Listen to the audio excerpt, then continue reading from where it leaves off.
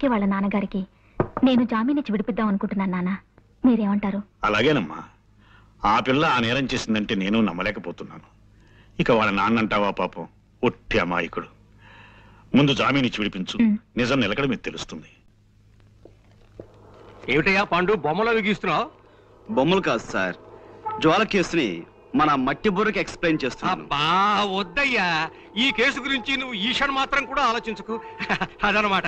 మన ఎవరో motor cycle పోయిందని కంప్లైంట్ ఇచ్చారు చూసావా, ఆ కేసు నువ్వు చూసుకో, ఈ జ్వాల కేసు నాకు వదిలే. అదనమాట. మోటార్ సైకిల్ మధ్యాహ్నం కల్లా దొరుకుతుంది సార్. ఆ పని పూర్తి చేస్తే ఈ పని మొదలు పెట్టాను. మీరు ఏదో పని మీద వెళ్తుంటున్నారు, మీరు వెళ్ళండి.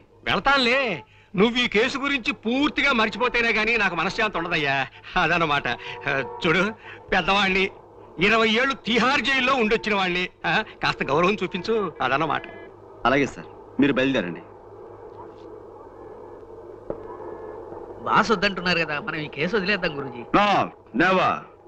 జ్వాల నిర్దోష్ అని నా నమ్మకం. నాకు మాత్రం ఆవిడే దోషం నమ్మకం. నీ నమ్మకం తప్పని నా 6th సెన్స్ నమ్మకంగా చెబుతోంది. నోర్ ముయ్. ఆల్ రైట్, ఈ బొమ్మ చూడు. జ్వాలని వాళ్ళ నాన్నగారు ఇలా తీసుకొచ్చి ఇక్కడ దింపారు. రైట్.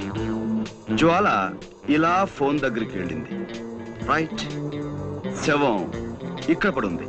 రైట్. పనావిడ ఇక్కడి నుంచి చూసింది. రైట్. రాస్కెల్, నా పాయింటర్ విరక్కొట్టేశావు. ఇప్పుడు దేంతో చూపించాలి? వేలుంది కదా గురూజీ. వేలు. Good good idea. నా ఉద్దేశంలో జ్వాల రావడానికి ముందే ఎవరో మార్వాడిని హత్య చేసి జ్వాల రావటం గమనించి రివాల్వర్ ని టెలిఫోన్ మీద పెట్టి పారిపోయి ఉంటారు. చీకట్లో ఏమీ కనిపించక జ్వాల టెలిఫోన్ అనుకుని ఆ రివాల్వర్ ని చేతిలోకి తీసుకుంది. సరిగ్గా అదే సమయంలో పని మనిషి లైట్ ఆన్ చేసింది. ఆ తర్వాత నమ్మకం లేదు గురూజీ. బ్యాంకు దోచైనా సరే 1 లక్ష సంపాదించాలని ఆవిడ ఓసారి అన్నది గుర్తుందే. ఇప్పుడు అవకాశం వచ్చింది గనక మార్వాడిని చంపేసి వజ్రాలు తండ్రికిచ్చి పంపించేసి ఉంటుంది. రైట్. కాసేపు నీ మాటలే నమ్ముదాం. జ్వాల కాజేసిన వజ్రాలు ఇచ్చి కార్లు బంగ్లాలు కొనలేదు కదా. ఆ వజ్రాలను ఎక్కడో ఓ చోట అమ్మి క్యాష్ చేసుకుని ఉండాలి. రైట్ రైట్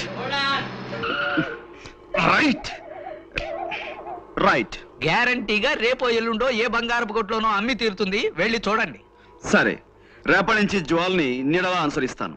నా వాదన కరెక్ట్ అని, నీ అభియోగం తప్పని నేను నిరూపిస్తాను. నేనే గెలుస్తాను గురూజీ పందెం. నా గెలుపు నాదే. కీరవాణి గారు ప్రతి పాటను ఒక ఛాలెంజ్ గా తీసుకొని కంపోజ్ చేయటం మరో ఎత్తు. సాంప్రదాయ బాణీలు చెడకుండా సినిమా పద్ధతి పాటిస్తూ ఆయన 2 పడవల మీద అద్భుతంగా ప్రయాణం చేశారు.